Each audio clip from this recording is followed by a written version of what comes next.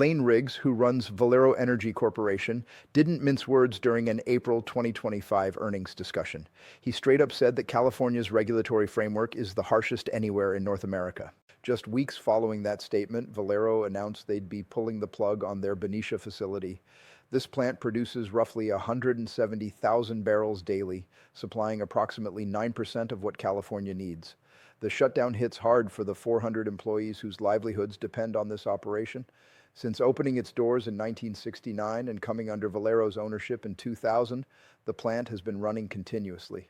After a quarter century of ownership, they're calling it quits come April 2026. Adding insult to injury, California slapped Valero with an $82 million penalty in October 2024. This represents the largest sanction ever issued by the Bay Area Air Quality Management District. The fine stemmed from 21 years of emission infractions going back to 2003. For context, Chevron's previous record penalty stood at $14 million. Valero's punishment was almost 6 times larger. Half a year after receiving that massive penalty, Riggs addressed the circumstances during a subsequent earnings discussion. He referenced the state's 2-decade push toward eliminating fossil fuel dependency, creating this extraordinarily difficult regulatory climate. He noted specifically that the Benicia plant sits in one of California's most regulation-heavy zones, and keeping that operation functional demands significantly higher costs than normal. Valero actually recorded a massive $1.1 billion impairment hit for their California operations. This signals these assets have suffered a permanent value reduction, not merely a temporary decline. Of that staggering $1.1 billion figure, $900 million applied exclusively to Benicia. The facility, which required hundreds of millions in investment, has now lost $900 million in worth. $1 billion value destruction from a single site is truly mind-boggling. During the first quarter of 2025, the corporation posted an overall loss of $595 million, with $530 million directly attributed to refining operations. Their refining profit margins fell almost 30% compared to the previous year. Riggs provided additional details about their obstacles, emphasizing again that keeping Benicia operational was drastically more expensive than preferable. In executive language, this translates to millions in annual excess expenses. The cost comparison is quite revealing when examining maintenance requirements. Something requiring $5 million in Texas might balloon to $8 million in California. The recent sequence of events paints a clear picture. Regulators imposed the $82 million penalty in October, and between November and March, the company evaluated their choices. By April, they reached the difficult decision to declare the facility's closure. While they omitted mentioning that substantial fine in the announcement, there's no question that $82 million fundamentally alters the equation. The Benicia facility's workforce of approximately 400 people consists of highly qualified professionals. With typical earnings of $95,000 annually, these positions include operators, engineers, safety experts, and maintenance personnel. It's quite sobering considering 25 years of critical expertise disappearing. From the municipality's perspective, Benicia depends substantially on Valero. The facility generates 20% of the city's budget, equating to $12 million from a $60 million total. This represents a major portion when accounting for property levies, utility charges, and various business taxes. When Valero departs, that's 1/5 of municipal income simply vanishing. Mayor Steve Young characterized this development as profoundly affecting the whole community, emphasizing the urgency for municipal action, since 12 months passes quickly when confronting such an economic crisis. During an earnings discussion, Rich Walsh, Valero's executive vice president, observed that California seemed genuinely interested in preventing the shutdown, but stressed the complexity of the regulatory and policy landscape. This essentially captures how leadership views California operations. It's simply not a worthwhile market. When the notion of partnering with California to maintain Benicia's operations surfaced, executives confirmed ongoing talks, but nothing concrete has emerged from those conversations. They acknowledged what they termed a Hail Mary scenario possibility, though it sounded more like closure was inevitable. The financial consequences reach beyond just the closure declaration. Following the quarterly disclosure, Valero's stock fell 1.6% as investors responded to the $595 million losses and the bleak California regulatory forecast by dumping shares.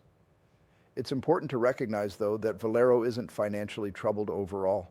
They run 15 refineries globally, processing 3.2 million barrels daily, and they're profitable in locations like Texas, Louisiana, Oklahoma, and even the United Kingdom. The problem exists exclusively with California. Riggs emphasized that none of this indicates insufficient demand. Californians still require gasoline, diesel, and jet fuel for aircraft. The demand certainly exists. Now let's examine what's transpired with Valero and California's petroleum industry. The chief financial officer, Gary Simmons, recently discussed some difficulties they've encountered and noted that their losses connect to intensive maintenance operations at their facilities. Maintaining operations in California demands considerably more resources compared to elsewhere. Consider that Benicia facility, which has turned into something of a financial drain. And that substantial $82 million fine, that covers violations spanning from 2003 through 2018, 15 years of excessive emissions. The hydrogen infrastructure was releasing more substances than permitted, and inspectors discovered this during a 2019 examination. Valero didn't voluntarily disclose this. They were discovered during the inspection. It truly emphasizes the harsh environment that CEO Riggs referenced, not merely regarding regulations, but also strict enforcement. There's also Travis Air Force Base, which depends on the Benicia facility for jet fuel through a dedicated pipeline. With the facility approaching closure, the military installation faces a predicament because, as Riggs stated, conducting operations in California has become excessively challenging. When questioned about Valero's other facility in Wilmington near Los Angeles, he mentioned they're examining some strategic options. This facility produces 135,000 barrels daily, representing 5% of the state's gasoline. Should both facilities ultimately close, California would forfeit 14% of its gasoline manufacturing. Riggs indicated that the Wilmington location costs less to maintain than Benicia, but he remained vague about its prospects.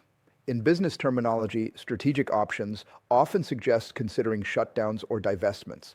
This naturally raises concerns. Examining Valero's other installations reveals a striking difference.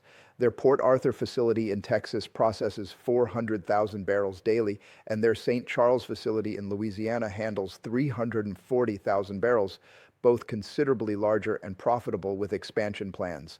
Meanwhile, California facilities appear to be deteriorating. Phillips 66 closed their Los Angeles facility in October 2024, and Marathon converted their Martinez location into renewable diesel.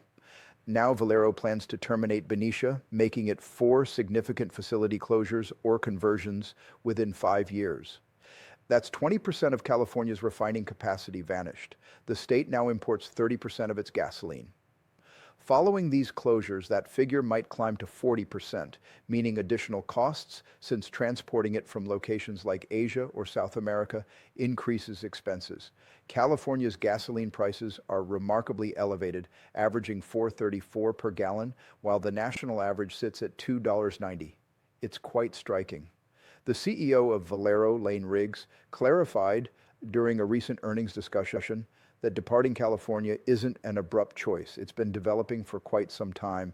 Over the past 20 years, the state has promoted policies targeting reduced fossil fuel dependence, and those accumulated obstacles have forced them to this conclusion.